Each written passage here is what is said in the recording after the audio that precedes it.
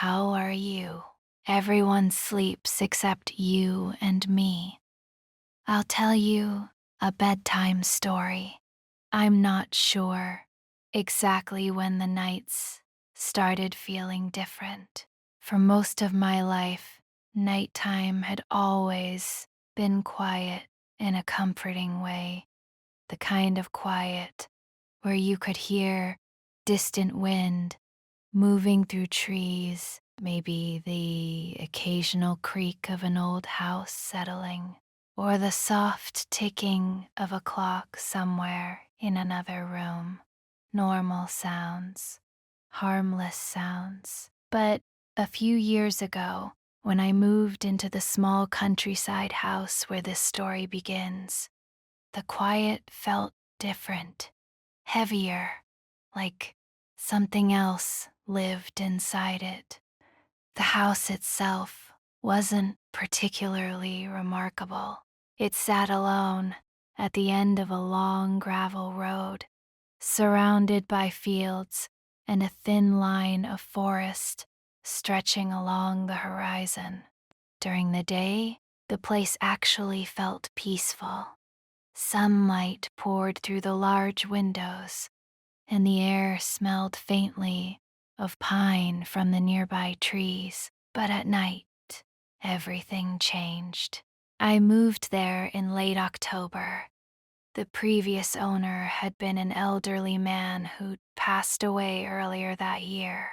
According to the real estate agent, he had lived alone in the house for decades. The sale happened quickly, and since the price was unusually low for the amount of land included, I didn't ask too many questions. Looking back now, maybe I should have. The first few nights were completely normal. I unpacked boxes, arranged furniture, and slowly turned the unfamiliar house into something that felt like home. The floors creaked a little when I walked across them, but that's expected in older houses. Old wood expands and contracts. Everyone knows that. Still, the creaking always seemed louder at night, especially after midnight. It usually started with small sounds, a quiet tap somewhere in the walls. Then maybe a faint shifting noise from upstairs. Nothing dramatic, just enough to make you pause and listen for a moment before telling yourself it was probably the wind. That's what I told myself anyway. One night, about a week after moving in, I stayed up later than usual. I had been organizing some paperwork at the kitchen table while a small lamp cast a warm circle of light across the room. Outside, the wind had picked up. I could hear it brushing against the sides of the house, occasionally rattling the loose branches of the oak tree that stood near the back porch. Eventually, I checked the clock. 12:47 a.m. I remember the time clearly because that was the moment I heard the first sound that didn't quite make sense. A slow, deliberate footstep from upstairs. I froze immediately. Now, logically, there are plenty of reasons an old house might make a noise like that. Wooden beams shift, pipes expand, temperature changes can cause all kinds of strange sounds. But this didn't sound like wood expanding. It sounded like weight, like someone had stepped down onto the floor above me. Just one step, then silence. I sat there for a moment, listening. My house wasn't very large. The upstairs only had 2 rooms and a short hallway. I had walked through them earlier that day while unpacking boxes. There was nothing up there that could have fallen or moved. Still, I told myself it was nothing, probably just the house settling. After another minute passed without any further noise, I pushed my chair back from the table and decided it was time to go to bed. The staircase to the second floor was narrow and slightly curved. As I climbed it, the wood creaked beneath my feet the way it always did. But something about the air upstairs felt colder, not freezing, just noticeably cooler than the rest of the house. The hallway light was still on from earlier when I had been unpacking, casting a soft, yellow glow across the floorboards. Everything looked normal. The 2-bedroom doors were exactly where I had left them, closed. I walked down the hallway slowly, glancing into the first room. It was mostly empty, except for a few unopened boxes stacked against the wall. Nothing had moved. Nothing was out of place.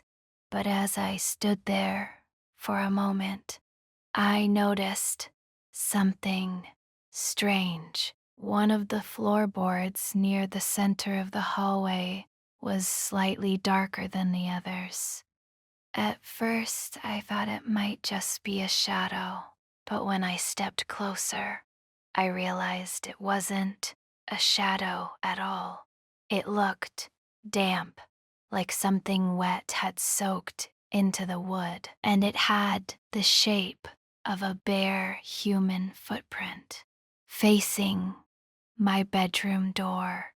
For a moment, I just stood there in the hallway, staring at the floor.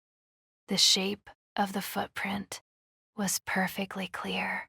5 faint toe marks at the top, a narrow arch in the middle, and the heel pressed darker into the wood.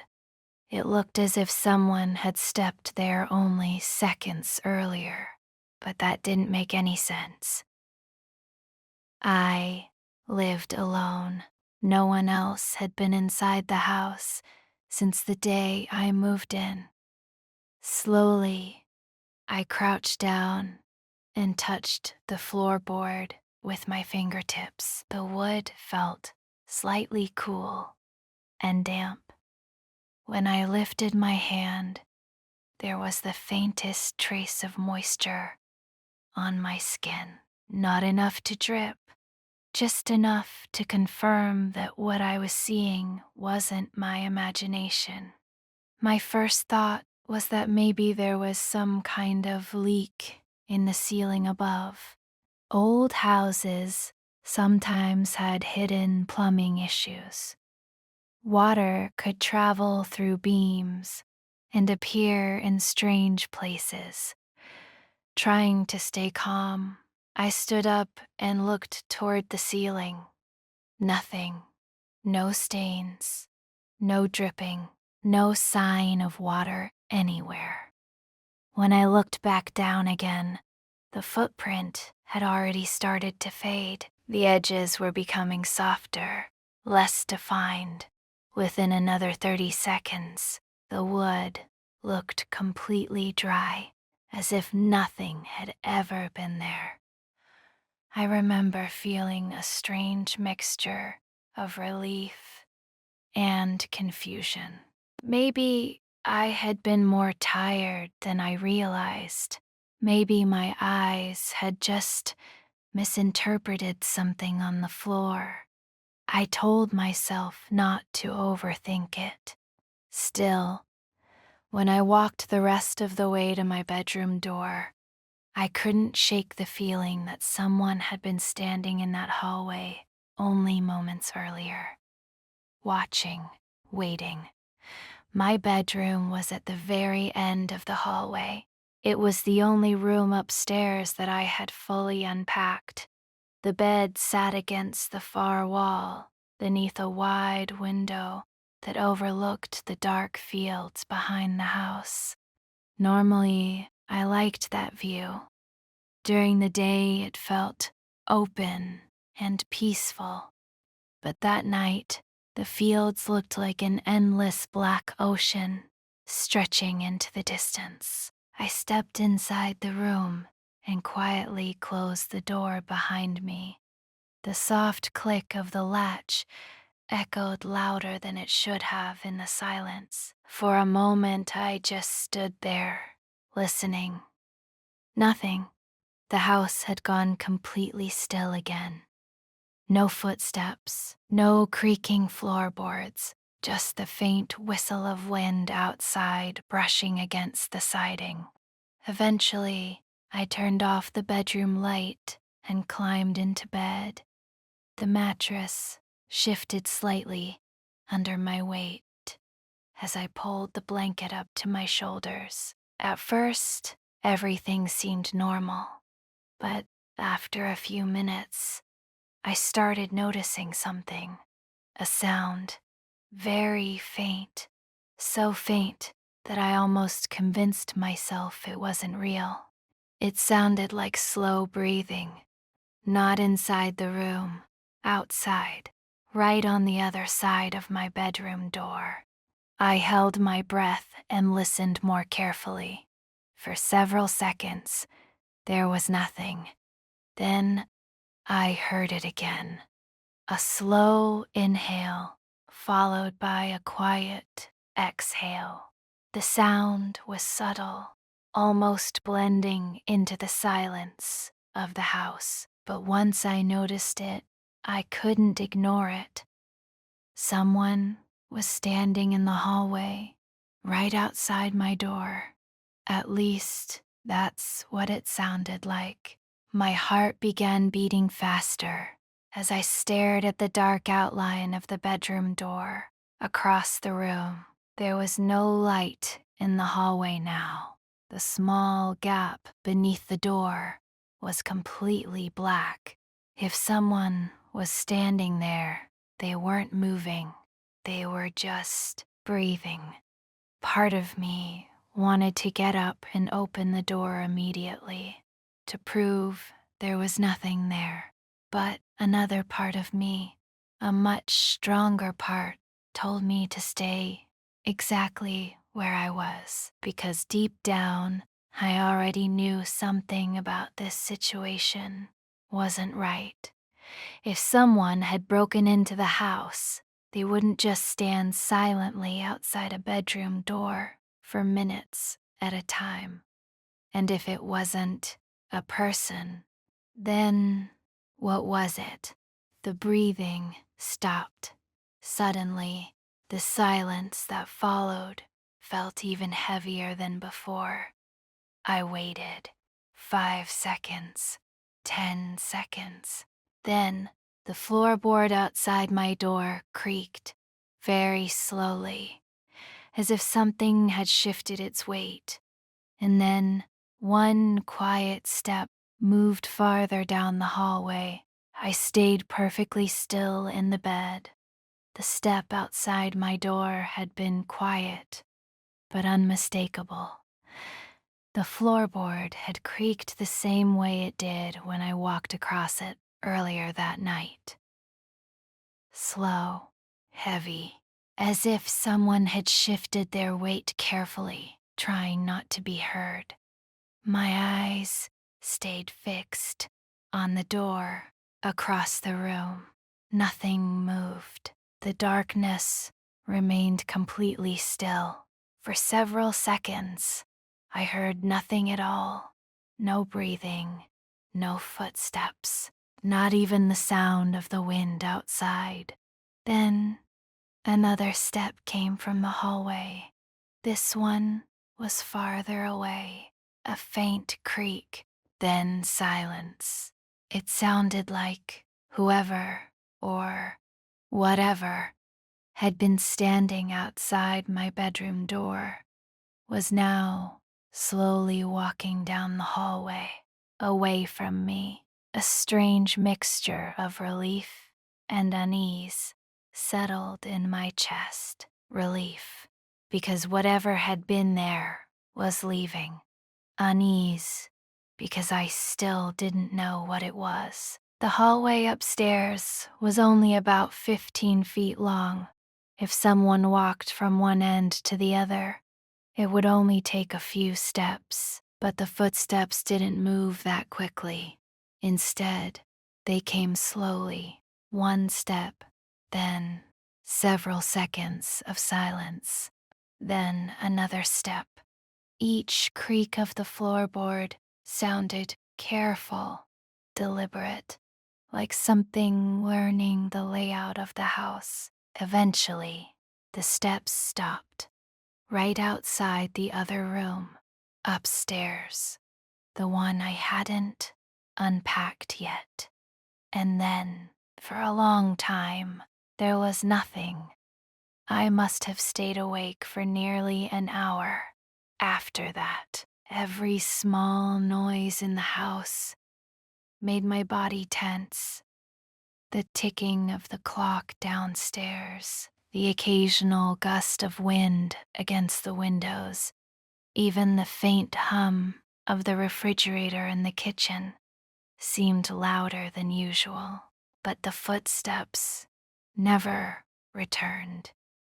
Eventually, my exhaustion caught up with me. My eyes grew heavy, and despite the uneasy feeling lingering in the back of my mind, I drifted into a shallow sleep. Morning sunlight woke me a few hours later. For a moment, I forgot about everything that had happened during the night. The room looked calm and ordinary in the daylight. Soft light spilled through the window, illuminating the wooden floor and the half-unpacked boxes in the corner. It all seemed normal, too normal. Still lying in bed, I glanced toward the bedroom door. It was still closed, just the way I left it. Part of me wanted to believe the whole experience had just been my imagination. Maybe the stress of moving into a new place had made my mind play tricks on me, but something pulled my attention toward the floor near the doorway. At first, I didn't understand what I was seeing. Then, my stomach tightened. There was another footprint. This one wasn't in the hallway. It was inside my bedroom. The footprint sat a few feet inside the room, pressed faintly into the wooden floorboards. Just like the one in the hallway the night before, it looked damp, bare, human. I slowly pushed the blanket aside and sat up in bed. My heart was already beating faster as I stared at it. There was only one, a single wet footprint leading from the direction of the door toward the center of the room. But the door had been closed all night. I was certain of that. I had heard the latch click when I shut it before going to sleep, and I never heard it open again. Carefully, I stood up and stepped onto the floor. The wood felt cool beneath my feet as I approached the mark. Up close, it looked exactly like the one from the hallway. Same size, same shape, same faint outline of toes pressed into the damp wood. But there was something even more unsettling about this one.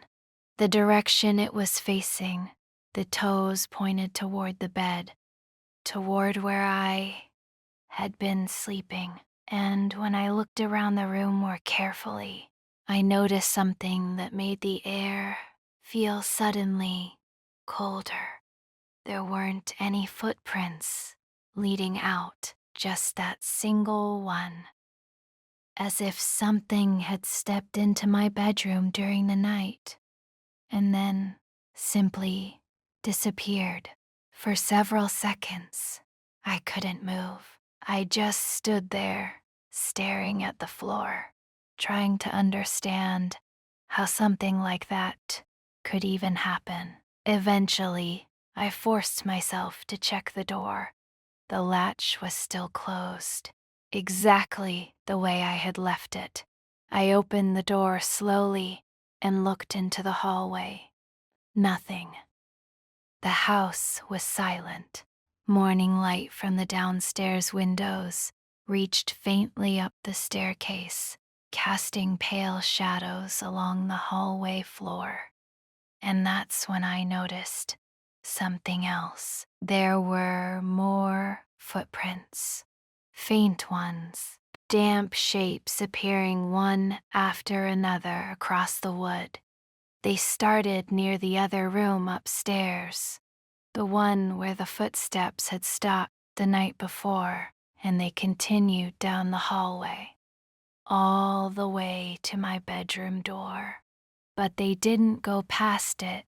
The trail ended exactly where my doorway began, as if whatever had walked down the hallway had stepped into my room once, then vanished completely. I didn't stay upstairs very long after that. Something about the house suddenly felt different. The silence no longer felt peaceful. It felt occupied. And later that evening, I would discover something in the other upstairs room that made those footprints seem like the least frightening part of living there. I didn't go into the other room that morning. Something about the footprints had already shaken me enough. I convinced myself that whatever had caused them would make sense later. Maybe there was moisture trapped in the wood, or some strange reaction with the old floor finish. That explanation didn't really make sense, but it was the only one my mind was willing to accept at the time. So, instead of investigating further, I went downstairs and made coffee. The kitchen felt warm and normal compared to the strange silence upstairs. Sunlight streamed through the windows and reflected off the old wooden cabinets. For a while, the daylight helped me relax. The house almost felt ordinary again. I spent most of the afternoon working at the small desk in the living room, answering emails and trying to keep my attention on anything except the events of the previous night. Still, every so often, my thoughts drifted back upstairs to the footprints, to the breathing outside my door, and to the slow footsteps that had stopped at the other room. By early evening, curiosity started to outweigh my fear. The room at the end of the hallway was the only part of the house I hadn't really explored yet. When I first moved in, I had opened the door briefly just to glance inside. It had been mostly empty, dusty, quiet. But after everything that had happened, I couldn't stop thinking about it. Eventually, just before sunset, I decided to go upstairs and finally take a proper look. The hallway felt different that evening. The air seemed cooler again, just like it had been the night before. Not freezing, but noticeably colder than the rest of the house. I walked slowly toward the door of the unused room. For a moment, I hesitated. Then I pushed it open. The door creaked softly as it swung inward. The room inside was larger than my bedroom. Two tall windows faced the forest behind the house, letting in the fading orange light of the setting sun. Dust floated lazily through the air. The room was almost completely empty, except for one thing. In the center of the floor sat an old wooden chair. I was certain that chair hadn't been there when I first looked into the room a week earlier. I would have remembered it. It wasn't just old, it looked ancient. The wood was dark and heavily worn, and the legs were slightly uneven, causing it to lean at a subtle angle. But what made the chair unsettling wasn't its age, it was the way it was positioned. It faced directly toward the hallway door, as if someone had been sitting there, watching anyone who passed by. I stepped cautiously into the room. The floor creaked under my weight as I approached the chair. Up close, I noticed scratches carved into the wood of the seat, dozens of thin lines etched deeply into the surface. They didn't form words or symbols, just frantic, uneven marks, like someone had been digging their fingernails into the wood for a very long time. A strange chill ran down my spine. I looked around the rest of the room. The walls were bare, except for faded wallpaper peeling near the corners. The windows overlooked the darkening forest, where the trees were beginning to disappear into shadow. Then I noticed something near the far wall, a small wooden door. It was only about 3 feet tall, a crawl space entrance, the kind older houses sometimes had for storage or access to hidden plumbing. The door stood slightly open, just a few inches, and from the darkness inside the crawl space came a faint sound, breathing, quiet. Exactly the same sound I had heard outside my bedroom door the night before. Every instinct told me to leave the room immediately, but instead, I found myself slowly walking toward the crawl space door. The breathing continued, steady, calm. Whoever or whatever was inside didn't seem to be hiding. I stopped a few feet away. The darkness inside the crawl space was thick enough that I couldn't see more than a foot or two past the opening. "Hello?" I said quietly. The breathing stopped. The silence that followed felt heavier than anything I had experienced in that house before. For a moment, nothing happened. Then something shifted inside the crawl space. A slow scraping sound against the wooden floor, as if someone was crawling closer to the opening. I stepped back immediately. My heart was racing now. Another scraping sound came from the darkness, closer this time. And then I heard something that made my stomach twist, a whisper, barely audible, but unmistakably human. It said only 2 words: "You stayed."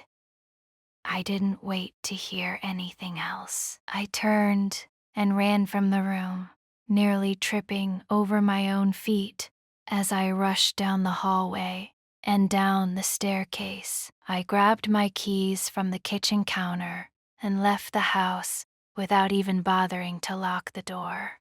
I drove until the house was far behind me. That night, I stayed in a small motel several miles away. The next morning, I called the real estate agent who had sold me the property. When I told her what had happened, she went quiet for a long time. Then she said something that still bothers me to this day. The previous owner of the house had been known in town as a very strange man. According to neighbors, he rarely left the property, and they often heard him talking to someone late at night, but he never had visitors. When he passed away, the police searched the house. They didn't find anything unusual, except for one detail in the upstairs room. Inside the crawl space, there was an old wooden chair positioned directly in front of the small door, as if someone had spent a very long time sitting there, watching the hallway, waiting, and, according to the neighbors, after the old man died, the house stayed empty for almost a year. But late at night, people walking near the property still reported hearing something inside. Slow footsteps moving carefully through the hallway upstairs, as if someone was still learning the layout of the house. Even now, I sometimes wonder something when I moved in. Did whatever lived in that crawl space finally realize it wasn't alone anymore?